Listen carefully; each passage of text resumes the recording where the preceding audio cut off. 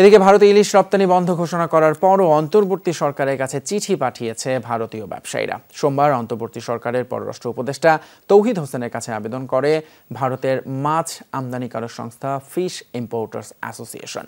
আসন্ন দুর্গাপুজো উপলক্ষে আগের মতোই ভারতে ইলিশ রপ্তানির কথা জানানো হয়েছে চিঠিতে।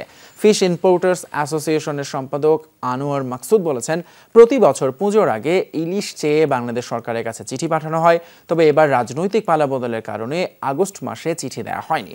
অন্তর্বর্তী সরকার বর্তমানে দায়িত্ব নেয় তাদের কাছেই ইলিশ চেয়ে আবেদন করা হয়েছে। তবে দুর্গাপূজা উপলক্ষে ভারতে ইলিশ পাঠানো হবে কিনা এই বিষয়ে কিছু জানায়নি বাংলাদেশের অন্তর্বর্তী সরকার। এই বছর আগস্টে তো ঝামেলা হলো বাংলাদেশে, সেই কারণে আমরা আগস্ট মাসে চিঠি দিইনি। এখন ইন্টারিম গভর্নমেন্ট ফর্ম হয়েছে, সব কিছু এখন নর্মালের দিকে যাচ্ছে বলে আমরা একটা আবেদন করেছি। কমার্স সচিব, তারপর অ্যাডভাইজার তৌহিদ সাহেব, সবাইকে চিঠি পাঠিয়েছি যাতে প্রত্যেক বছর মতো এই বছরও ওনারা আমাদেরকে পুজোর উপলক্ষে ইলিশ মাছ দেয়।